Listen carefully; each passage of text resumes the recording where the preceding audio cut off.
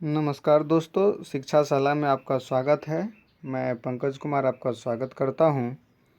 दोस्तों, आज के वीडियो में हम लोग भारत की प्रमुख लिपियों के बारे में पढ़ेंगे। तो चलिए आइए देखते हैं। भारत की प्रमुख लिपियों यानी भारत की लिपियां के बारे में पढ़ेंगे। सबसे पहले हम लोग ये जानें कि ये लिपियां क्या हैं। तो लिपियां जो है वो ध्वनियों को लिखने के लिए जिन चिन्हों का प्रयोग किया जाता है उसे ही हम लोग लिपि कहते हैं। यानी ध्वनि को लिखने के लिए जिस प्रकार के चिन्ह का प्रयोग किया जाता है उसको हम लोग लिपि कहते हैं। अब देखिए, लिपियां सबसे पहले ये है कि ध्वनि को लिखने की शुरुआत की बात करें और ये कहाँ से आई, तो ध्यान दीजिएगा कि जैसे ब्राह्मी लिपि है, तो लिपि के बारे में ऐसा कहा जाता है कि जैन ग्रंथ से जैसा देखने को मिलता है या उनमें जो दिया गया उसमें बताया गया कि ऋषभनाथ नाम का कोई एक व्यक्ति था। उनकी एक लड़की थी, उस लड़की का नाम था बम्पी। तो उन्होंने अपने लड़की को पढ़ाने के लिए जिन लिपियों का प्रयोग किया, जिन विधियों का प्रयोग किया, उसी को कहा गया ब्राह्मी लिपि। तो इस प्रकार से लिपियों के बारे में कई प्रकार की बातें सामने आती है और तरह तरह की अवधारणाएं रही हैं। तो हम लोग आज पढ़ेंगे भारत की लिपियां और इस वीडियो में खास करके 20 महत्वपूर्ण प्रश्नों को शामिल किया गया जो परीक्षा के दृष्टिकोण से काफ़ी महत्वपूर्ण है। और इस वीडियो के लास्ट में एक प्रश्न भी दिया गया है और उस प्रश्न का उत्तर जो आपको कमेंट बॉक्स में बताना है। तो चलिए आइए दोस्तों शुरू करते हैं। नंबर 1 पहला है कि भारत की सर्वाधिक प्राचीन लिपि, यानी सर्वाधिक प्राचीन लिपि का अभिप्राय यह है कि सबसे पहले जो लिपि आई थी वह कौन सी लिपि थी। ऑप्शन नंबर ए सिंधी लिपि, बी प्राकृत, सी खरोष्ठी और डी है ब्राह्मी। तो इसका सही उत्तर हो जाएगा ऑप्शन नंबर डी यानी ब्राह्मी लिपि। भारत की सर्वाधिक प्राचीन लिपि है ब्राह्मी लिपि। नेक्स्ट प्रश्न में आते हैं। क्वेश्चन नंबर 2 है आधुनिक देवनागरी लिपि का प्राचीन रूप है। आधुनिक देवनागरी लिपि का प्राचीन रूप क्या है ये बताना है। Option number 1 Kharosthi, B Brahmi, C Devapriya, D Pali. तो देवनागरी लिपि है और देवनागरी लिपि का प्राचीन रूप जो है वो ब्राह्मी लिपि है। तो याद रखिएगा कि आधुनिक देवनागरी लिपि का प्राचीन रूप है ब्राह्मी। नेक्स्ट नंबर 3 में बढ़ते हैं। नंबर 3 है कि पंजाबी भाषा किस लिपि में लिखी जाती है। यानी पंजाब में जो भाषा का प्रयोग किया जाता है उसको हम लोग पंजाबी भाषा बोलते हैं। और पंजाबी भाषा किस लिपि में लिखी जाती है इस बात को देखना है। ऑप्शन नंबर ए है देवनागरी लिपि, बी है गुरुमुखी लिपि, सी इंडो ईरानी और डी सिंधी। तो पंजाबी भाषा को किस लिपि में लिखा जाता है, इसका सही आंसर हो जाएगा ऑप्शन नंबर बी यानी पंजाबी भाषा को गुरुमुखी लिपि में लिखा जाता है। इसके बाद नेक्स्ट प्रश्न में बढ़ते हैं। क्वेश्चन नंबर 4 है किस लिपि को सभी लिपियों का जन्मदाता कहा जाता है। यानी वैसे लिपि का नाम बताना है जिनसे कई लिपियों का उद्भव हुआ है यानी उत्पन्न हुआ है। ऑप्शन नंबर ए है ब्राह्मी, बी खरोष्ठी, सी मोडी और डी है नागरी।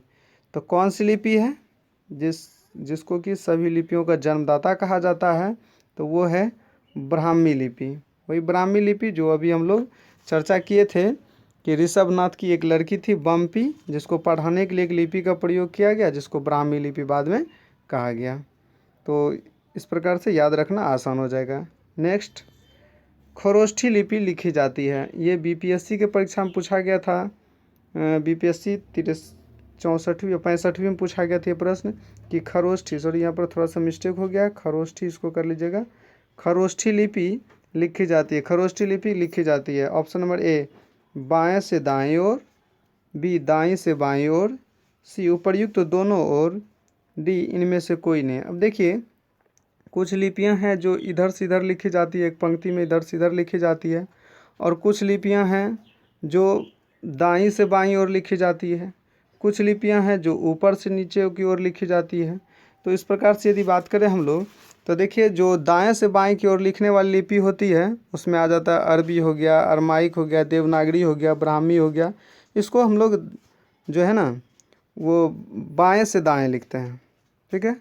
और फिर कुछ लिपि है जो दाएं से बाएं लिखा जाता है, वो हो गया अरबी, हो गया अरमाइक, देवनागरी, वो सब दाएं से बाएं लिखाता है। कुछ ऊपर से नीचे लिखाता है, ऊपर से नीचे लिखाने वाला लिपि में आपका हो गया ऊपर से नीचे की ओर जो लिखा जाता है उसमें चीनी है, जापानी है, कोरियाई है, ये सब लिपि ऊपर से नीचे की ओर लिखा जाता है। तो याद रखें खरोष्ठी को किधर लिखते हैं, खरोष्ठी लिखते हैं दाईं से बाईं की ओर। ऑप्शन नंबर बी सही हो जाएगा, खरोष्ठी जो है वो दाईं से बाईं ओर हो जाएगा। इस प्रश्न का सही उत्तर हो जाएगा ऑप्शन नंबर बी।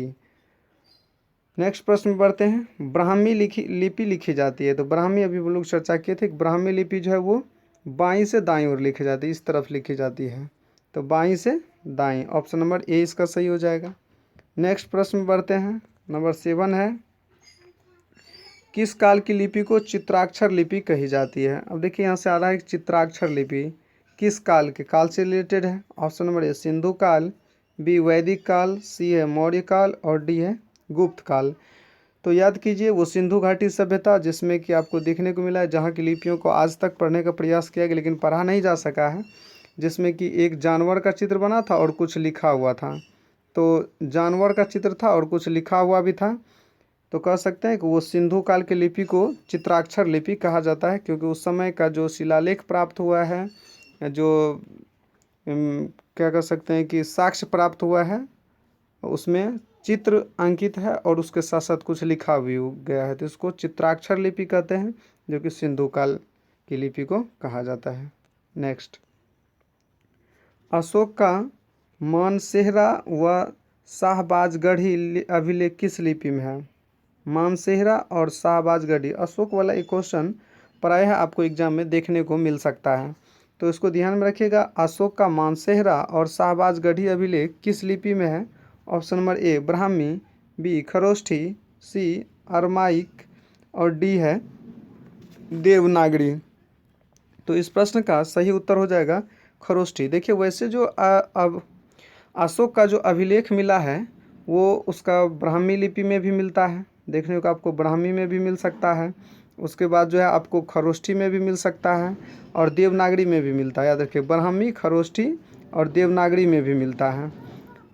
लेकिन यहाँ कह रहा है कि मानसेहरा अभिलेख और शाहबाजगढ़ी अभिलेख, तो मानसेहरा और शाहबाजगढ़ी अभिलेख जो है वो खरोष्ठी लिपि में लिखा गया है। वही खरोष्ठी लिपि है जो कि ये खरोष्ठी दाएं से बाएं लिखी जाती है, खरोष्ठी दाएं से बाएं लिखी जाती है, इस चीज़ को याद रखिएगा। तो मानसेहरा और शाहबाजगढ़ी अभिलेख जो अशोक का है वो किस लिपि में है, वो खरोष्ठी लिपि में है। क्वेश्चन नंबर 9 की ओर बढ़ते हैं। क्वेश्चन नंबर 9 है, अशोक का कौन सा अभिलेख 2 लिपियों ग्रीक और अरमाइक से प्राप्त हुआ है। यानी क्या कि ग्रीक में भी लिखा है और अरमाइक में भी लिखा है, दोनों लिपियों में लिखा गया कौन सा अभिलेख है।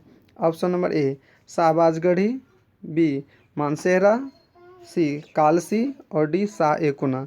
अभी हम लोग तुरंत पढ़ें ऊपर में कि शाहबाजगढ़ी और जो है मानसेहरा जो है ये खरोष्ठी में लिखा गया है, ये जो है खरोष्ठी में लिखा गया है। अब यहाँ पर बात बनता है कि ये दो तो होगा नहीं, उसके बाद आते हैं कालसी, कालसी भी नहीं होगा और इसका सही आंसर है शाह-ए-कुना। तो याद रखिएगा कि अशोक का अभिलेख यानी जो ग्रीक और अरमाइक में प्राप्त हुआ है वो शाह-ए-कुना है। इसमें दोनों लिपियों में लिखा गया है, ग्रीक में भी और अरमाइक में भी। तो क्वेश्चन ऐसा भी बन सकता है कौन लिपि में नहीं है, तो खरोष्ठी में नहीं है, देवनागरी में नहीं है किस में, तो ग्रीक और अरमाइक में। नेक्स्ट, अशोक ने किस लिपि का प्रयोग राष्ट्रीय लिपि के रूप में किया है। तो ध्यान दीजिए ऑप्शन नंबर ए है ब्राह्मी, बी खरोष्ठी, सी ग्रीक और डी अरमाइक।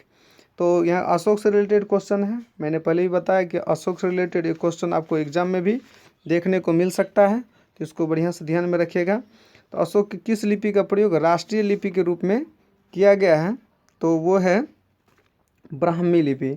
ध्यान दीजिएगा अशोक ने धम्म का प्रचार किया था, इसलिए उन्होंने ब्राह्मी लिपि को धम्म लिपि भी उन्होंने कहा है। याद रखिएगा ब्राह्मी लिपि को उन्होंने धम्म लिपि भी कहा है। तो इस प्रश्न का सही उत्तर हो जाएगा ऑप्शन नंबर ए। नेक्स्ट प्रश्न है क्वेश्चन नंबर 11, अशोक के शिलालेखों की लिपि है। अभी मैंने तुरंत बताया था कि अशोक का जो शिलालेख है उसमें देवनागरी लिपि भी देखने को मिलेगा, ब्राह्मी लिपि भी मिलता है और खरोष्ठी लिपि भी मिलता है।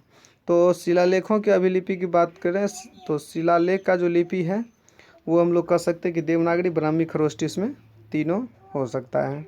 तो नेक्स्ट प्रश्न में बढ़ते हैं।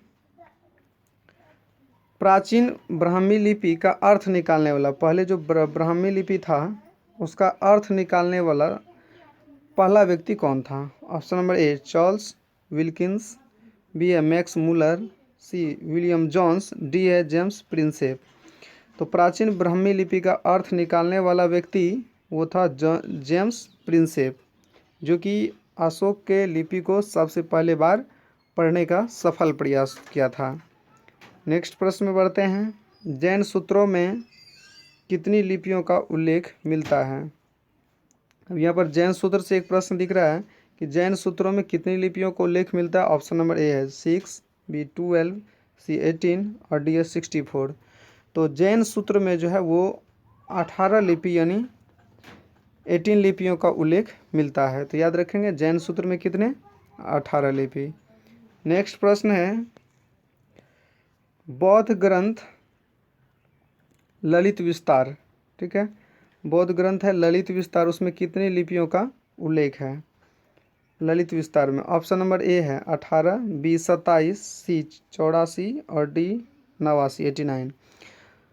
तो अभी हम लोग देखे थे जैन ग्रंथ में, जैन सूत्र में जो था वहाँ पर हम लोग देखे थे तो 18 लिपि था, और यहाँ पर जो है आपका 84 यानी 84 लिपि देखने को मिलता है। यानी बौद्ध ग्रंथ के ललित विस्तार में कितनी लिपियों का उल्लेख है? तो 84 84 लिपियों का उल्लेख मिलता है।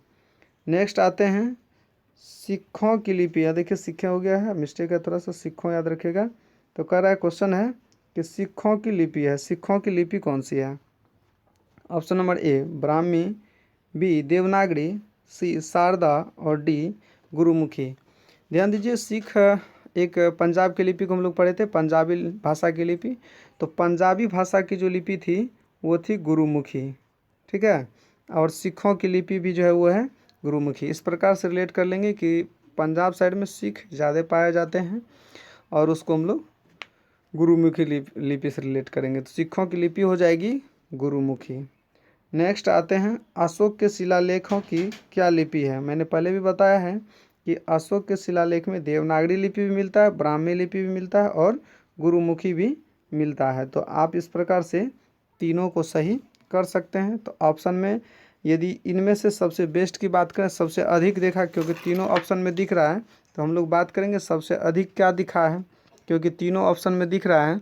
तो इस प्रकार से हम लोग इसको लेकर चलेंगे तो वो हो जाएगा आपका ब्राह्मी, क्योंकि ब्राह्मी सबसे अधिक देखने को मिला है। नेक्स्ट प्रश्न में आते हैं। अशोक के ब्राह्मी लिपि अभिलेख को सर्वप्रथम किसने पढ़ा था? पढ़ने वाली बात एक और आई थी। तो ब्राह्मी लिपि वाले अभिलेख को किसने पढ़ा? Option number A James Prinsep, B HD Sankalia, C है SR गोयल और डी है BN मिश्रा। तो अशोक के ब्राह्मी लिपि अभिलेख को सर्वप्रथम किसने पढ़ा? वो पढ़ा था जेम्स प्रिंसेप ने। तो प्रिंसेप को याद रखना, प्रिंस से प्रिंसेप याद रहेगा। और सबसे पहले इन्होंने ही अशोक के ब्राह्मी लिपि अभिलेखों को पढ़ने का सफल प्रयास किया। नेक्स्ट प्रश्न है, ब्राह्मी लिपि को किसने स्पष्ट किया?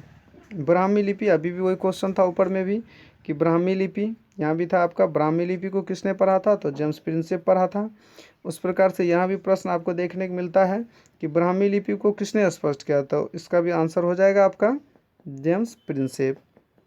यानी आपका जॉन F फिलिट भी नहीं होगा और कनिंघम भी नहीं है। कनिंघम तो वो खोजकर्ता उस समय के थे, जो पुरातत्वविद कहिए उसमें से थे वो, उन्होंने। और जॉन मार्शल वो भी इसी से रिलेटेड थे। तो इस प्रकार से जेम्स प्रिंसेप ब्राह्मी लिपि को स्पष्ट रूप से पढ़ा था। नेक्स्ट प्रश्न है, प्राचीन भारत में निम्नलिखित में कौन सी लिपि दाईं से बाईं ओर लिखी जाती थी? दाईं से बाईं, ध्यान दीजिएगा, दाईं से बाईं लिखने की बात की जा रही है। तो दाईं से बाईं जो लिखी जाती थी वो कौन सी लिपि? Option number A Brahmi, B Devanagari, C Sharada, D Kharosthi. तो अभी हम लोग पढ़े थे कि खरोष्ठी लिपि को ही दाएं से बाएं लिखी जाती है, बाकी तीनों लिपि को बाएं से दाएं लिखी जाती है। तो इस प्रकार से इस प्रश्न का सही उत्तर हो जाएगा ऑप्शन नंबर डी नेक्स्ट प्रश्न में बढ़ते हैं और ये आज का लास्ट प्रश्न है। इसमें 20 ही वे वस्तुनिष्ठ प्रश्न को शामिल किया गया था। प्रश्न है कि हिंदी किस लिपि में लिखी जाती है। VVI है, कई बार पूछा गया है। हिंदी किस लिपि में लिखी जाती है? Option number A Devanagari, B है रोमन, सी है पर्शियन और डी है पाली। तो हिंदी को लिखी जाती है देवनागरी लिपि में और अंग्रेजी को रोमन में लिखते हैं। तो रोमन अंग्रेजी के लिए याद रखिएगा, हिंदी को देवनागरी लिपि में लिखते हैं। तो दोस्तों ये था आज का 20 महत्वपूर्ण प्रश्न और इसके लास्ट में हम लोग पहले भी चर्चा किए थे, फर्स्ट में ही चर्चा किए थे कि लास्ट में एक क्वेश्चन है, उसका आंसर आपको कमेंट बॉक्स में बताना है। वो प्रश्न है कि किस लिपि को सभी लिपियों का जन्मदाता कहा जाता है। आपको बताना है कि किस लिपियों को सभी का जन्मदाता कहा जाता है। Option number A Brahmi, B Kharosthi, C है मोडी और डी है नागरी। तो इसका उत्तर आपको कमेंट बॉक्स में देना है। तो दोस्तों उम्मीद है कि ज़रूर आप यदि ध्यान से देखे होंगे इस वीडियो को तो इसका उत्तर ज़रूर दे पाएंगे। तो चलिए हम लोग मिलेंगे नेक्स्ट वीडियो में दोस्तों। तब तक के लिए आप लोगों को बहुत बहुत धन्यवाद। दोस्तों इस वीडियो को एक बार देखने के बाद दोबारा से भी आप देख सकते हैं ताकि आपको याद रहे, इससे संबंधित जो भी प्रश्न है वो छूट ना पाए। चलिए मिलेंगे नेक्स्ट वीडियो में। धन्यवाद।